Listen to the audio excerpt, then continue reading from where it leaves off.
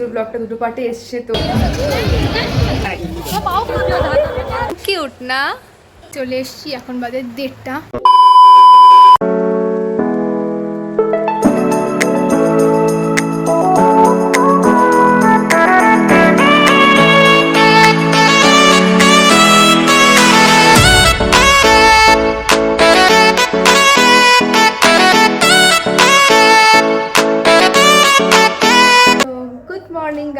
শুভ অষ্টমী। তো আমি স্নান করে একদম ড্রেস পরে রেডি অঞ্জলিতে যাব বলে। মা অলরেডি সকালবেলায় অঞ্জলি দিয়ে চলে এসেছে।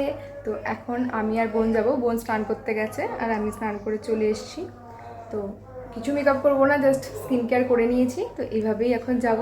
আর কালকে সরি বাবা কথা বলছে তাই আওয়াজটা আসছে। আর হচ্ছে কালকে ঘুরে এসে এত টায়ার্ড ছিল তো আর করতে পারিনি। আর তোমরা জানো এই পুজোর ব্লগটা দুটো পার্টে এসছে, তো সেটা আগের পার্টে হয়তো দেখে নিয়েছো। তো আজকে তো অষ্টমী থেকে আমি সেকেন্ড পার্টটা স্টার্ট করছি, তো সেটাই দেখছো। তো আই হোপ ব্লগটা ভালো লাগবে, ভালো লাগলে আবার বলছি লাইক কমেন্ট শেয়ার করে দিও। তো চলো এখন একটু চুলটা ঠিক করে নেব, দেন তারপর হচ্ছে মণ্ডপে যাব, অঞ্জলিটা দেবো। কারণ অঞ্জলি অলরেডি স্টার্টও হয়ে গেছে, মাইকে আওয়াজও শোনা যাচ্ছে। বোন খালি স্নান করে বেরোবে, দেন চলে যাব। আর এই যে আমি আজকে এই শর্ট কুর্তিটা পরেছি, এই শর্ট কুর্তিটা একটা ইনস্টাগ্রাম স্টোর থেকে আমার নেওয়া। পারলে আমি ট্যাগ করে দেবো বা ডিসক্রিপশান বক্সে লিঙ্ক দিয়ে দেবো। ইনস্টাগ্রামে তোমরা চেক করতে পারো, আমি সেখানে ট্যাগ করে দেবো নিশ্চয়ই। আর এই ব্ল্যাক প্যান্টটা পরেছি, এটা পরে একটা ছবি তুলতে যাওয়ার ইচ্ছা আছে বোনের সাথে, বাট নিচে তখন জিন্স পরে নেবো। কিন্তু এখন জিন্সটা পরলাম না, এখন এই প্যান্টটা দিয়েই থাক। So tata.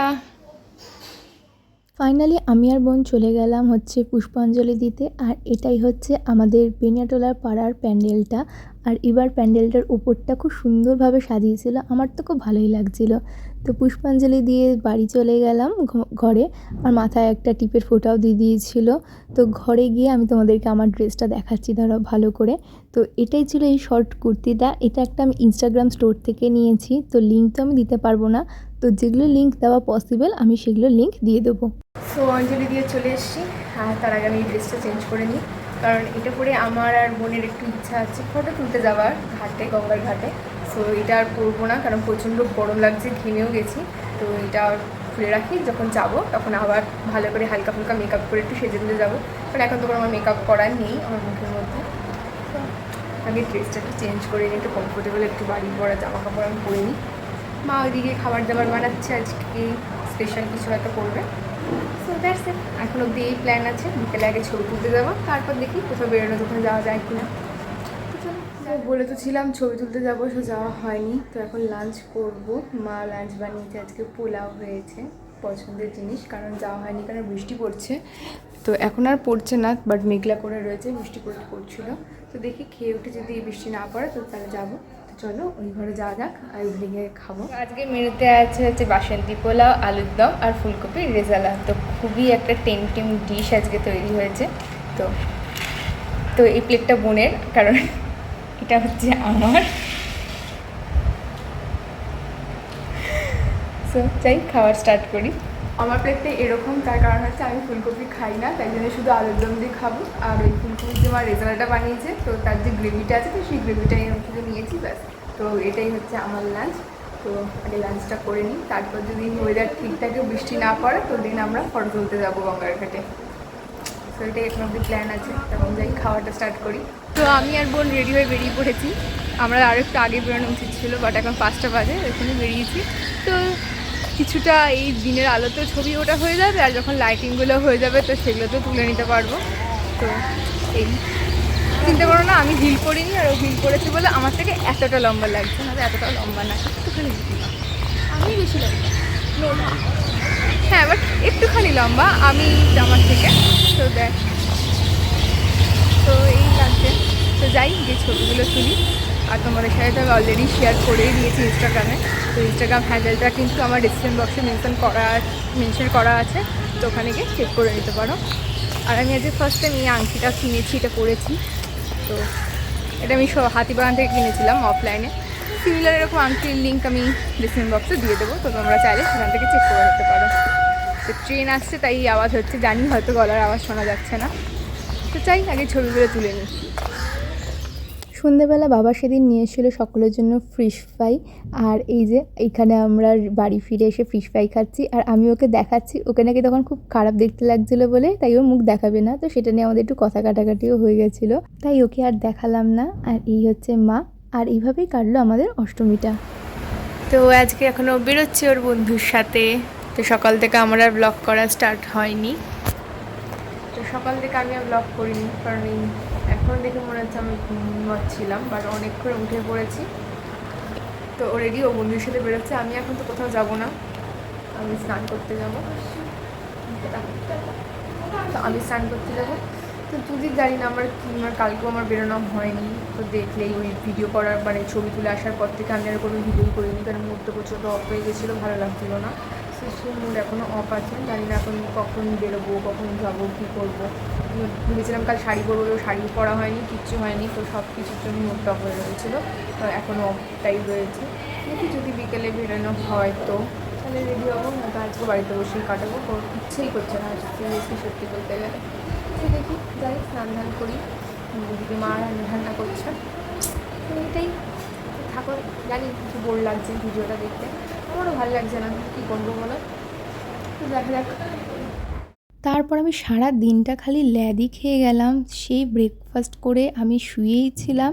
তারপর একবার এই লাঞ্চ করতে এলাম। লাঞ্চে আমাদের এই যে মাছের ঝোল, ভাত, ডাল ছিল, আর পাশের বাড়ি থেকে আমাদেরকে দিয়ে গেছিলো একটু মাটন, যেটা বেসিক্যালি বোনকেই দিয়েছিল। তো আমরা সবাই সেটা ভাগ করেই খেয়েছিলাম। দেন এই যে রেডি হয়ে সবাই মিলে বেরিয়ে পড়েছি। শুধু আমি, মা, বোন না, দিদিও এসেছিলো ওর ছেলেকে নিয়ে, সেটা তোমরা দেখতেই পারবে, একটু পরেই দেখাচ্ছি। তো তাই জন্য আমরা প্রায় তখন বাজে 11:30 রেডি হয়ে কিন্তু আমরা বেরিয়েছিলাম। তো আমরা যাচ্ছিলাম রাজবাড়ির ঠাকুরটা দেখতে, কিন্তু বিশ্বাস করবে না, রাজবাড়িতে জাস্ট ঢুকেছি তার মধ্যে এই যে বুঝতেই পারছো বৃষ্টি শুরু হয়ে গেছিলো। সবাই দেখো ছাতা মাথায় দিয়ে এখানে দাঁড়িয়ে রয়েছে, প্রচুর জোরে কিন্তু বেশ বৃষ্টি হচ্ছিল। তো বোঝা যাচ্ছে না, এই দেখো এখন বুঝতে পারছো। তো বৃষ্টির মধ্যে আমরা কি করব, সাইডে একটা জায়গায় ছিল, তো সেখানে সবাই মিলে আমরা দাঁড়িয়ে পড়েছিলাম। এই যে আমি, দিদি আর বোন ছিল হচ্ছে আমার এই সাইডে। তো বোনকে আর দেখাতে পারলাম না। তো রাজবাড়ির ঠাকুর দেখে প্রচুর ছবি তুলে আমরা বাড়ি ফেরার পথে চলে আসছিলাম। তো আসার পথে একটা মাঠেতেও পুজো হচ্ছিল, ছোট্ট পার্ক মতন। তো ভাবলাম আমরা একটু এখানকার ঠাকুরটাই দেখে নিই। আর দিদি বেসিক্যালি ওর ছেলেকে একটা দোলনা চড়াবে ভাবছিল, বাট সেই দোলনাটা চড়ানো হয়নি, কারণ প্রথমত তো সেটা পুরো ফাঁকা ছিল, কেউ সেখানে আর ছিল না, আর দ্বিতীয়ত প্রচণ্ড টাকা বলছিল, তাই আমরা আর চড়িনি কেউ, মানে ওকে চড়ানো হয়নি। দেন ভাবলাম কিছু খাই, তো খাওয়ার জন্য একটা কাবাবের দোকান থেকে আমরা কাবাব নিয়ে নিলাম। তো 4 জনে আমরা 4 রকম কাবাব নিয়েছিলাম, হরিয়ালি, মালাই, তো বিভিন্ন রকম। দেন এই একটা আইসক্রিম খেতে খেতে চলে এলাম বাড়ি। সো ফাইনালি বাড়ি চলে এসেছি, এখন বাজে 1:30। তো মেকআপটা এখন 1:30 বাজে। তো জাস্ট আমরা একটা ঠাকুর দেখেছি, সৌবাজার রাজবাড়িটা দেখেই চলে এলাম। আর এটাই ছিল আমার লুক। সো আজ তো কোনো সেরকম ভিডিওই নেওয়া হলো না, তো ঠিক আছে। So this is. তো এটা হচ্ছে নেক্সট দিন দশমী। তো সকালটা কিছুটা আমি এখান থেকেই শুরু করছি। তো আজকে মা করছিল লাঞ্চের জন্য ফ্রাইড রাইস, আর মা ছিল রান্নাঘরে। মা আমাকে বললো কিছু সবজি কেটে দিতে। তো দেখো ট্রানজেকশান দিয়ে কিন্তু ক্যাপসিকামগুলো কেটে দিলাম, আর এখনও এই গাজরটা কাটা বাকি। তো খাটের মধ্যে এইখানে স্টিকার লাগিয়ে রেখেছে, তো কিছু স্টিকার আমি এইখানে চিপকে দিয়েছি। লুকিং কিউট না? দেন লাঞ্চের টাইমও হয়ে গেল। তো এই যে লাঞ্চে আছে হচ্ছে চিকেন কষা আর ফ্রাইড রাইস, সেটা খেতে তো খুবই ভালো লাগে। লাঞ্চ করে একটু ঘুমিয়ে নিয়েছিলাম, আর এই 8টা নাগাদ আমরা সবাই বেরিয়েছিলাম। মা, দিদি আর মামিও এসেছিলো বরণ করবে বলে। তো দেখো লাস্টের দিকে আসাতে একদম লাইন হচ্ছে বাইরে চলে গেছে। তো কি আর করার, মারা দাঁড়ালো হচ্ছে লাইনে, আর আমি আর বোন এইদিকে অনেক ছবি তুলছিলাম। তো ফাইনালি মায়ের বরণ করা হয়ে গেছে, সেটা তোমাদের হচ্ছে মিনি ব্লগে হয়তো ভিডিওটা দেখেছো। ভিডিও আমার সেরকমভাবে করাও হয়নি, তখন অনেক ছবি নিয়েছি। তো তখন ভিডিও করা হয়নি বলে মাকে এই টাইমে বলছিলাম যে তুমি একটু বরণ করো, আমি সেগুলোর ভিডিওটা নিই। এর জন্য কিন্তু তোমরা দেখতে পাবে মা বারবার ক্যামেরার দিকে তাকাচ্ছিল, মানে মা আমাকে বলছিল ঠিক আছে কিনা, ঠিক করে হচ্ছে কিনা, আর কি করব, মানে বলে দে। আমি যদি মাকে বলে দিতাম হয়তো মা সেগুলো করতো। তো এই যে এখানে বোন, আর এই যে এটা ছিল সেদিন বোনের ড্রেস। তো আমাদের 3 জনকে কেমন লাগছিল প্লিজ তোমরা যদি ভিডিওটা দেখার সময় কমেন্টে জানিও। আর এই যে এটা হচ্ছে আমার মামি। তো এই যে দুজনকে একটু সিঁদুর পরিয়ে দিল, আর পাশে হচ্ছে কনস্ট্যান্ট ঢাক বাজছিল, তো তাই জন্য সেটা আমাকে এখানে ভয়েস ওভারই করতে হচ্ছে। আর এখানে আমি ভিডিও করছি আর ওরা ভাবছে আমি ছবি তুলছি, তাই জন্য দেখো স্টিল হয়েছিল। তো তারপর ভালো করে ছবিও তুলে দিলাম, তো ওদেরকে বললাম যে আমি ভিডিও করছি, সেটা কিন্তু বুঝতে পারিনি, বলার পর বুঝেছে। আর এই জায়গাটা দেখতে পাচ্ছ, ব্যাকগ্রাউন্ডে যে লাইটটা আছে না, খুব সুন্দর লাইটটা। আর এই লাইটে কিন্তু আমি অনেক ছবি তুলেছি, সেগুলো কিন্তু অলরেডি ইনস্টাগ্রামে পোস্ট করা আছে, না দেখে থাকলে ডিসক্রিপশন বক্সে লিঙ্ক দেওয়া আছে, তোমরা চাইলে দেখতে পারো। তো দেখতে দেখতে বিসর্জনের টাইম হয়ে গেল, আর সমস্ত প্রতিমাগুলোকে কিন্তু গাড়িতে তুলে দেওয়া হয়ে গেছে। দুর্গা ঠাকুরটাকে একটা আলাদা গাড়িতে, আর বাকি কার্তিক, গণেশ, লক্ষ্মী, সরস্বতীকে একটা আলাদা গাড়িতে করে, ছোট যে গাড়িগুলো সেগুলো করে নিয়ে যাওয়া হচ্ছে। আর আমি, বোন, মা সবাই আমরা যাচ্ছি। আর এখানে দেখো ঢাকের সাথে সাথে সবাই নাচ করছে। আগে না ছোটোবেলায় প্রচুর নাচ করতাম, অনেক বেশি মজা হতো। বড় হওয়ার সাথে সাথে মজাটা কমে যাচ্ছে, জানি না নেক্সট ইয়ার থেকে হয়তো যাওয়া হবে কি না। গাড়িগুলো একটু বেশি রাস্তা দিয়ে ঘুরিয়ে নিয়ে যাওয়ার জন্য আমি আর বোন কেউই আমরা আর যাইনি পুরো গাড়ির সাথে সাথে। আমরা এখান থেকে আইসক্রিম কিনে নিয়ে আইসক্রিম খেতে খেতে একদম চলে যাচ্ছি গঙ্গার ঘাটে, তো সেখানে গিয়ে বসবো। আর এটা ছিল এই লাইটিংটা।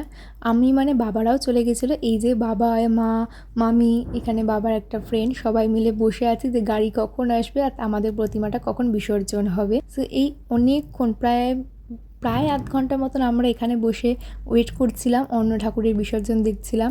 আর এই যে সেদিন গঙ্গার অবস্থাটা, আর দেখতে দেখতে আমাদের ঠাকুরটাও চলে আসে। এই যে, আর এখন হচ্ছে বিসর্জনের পালা।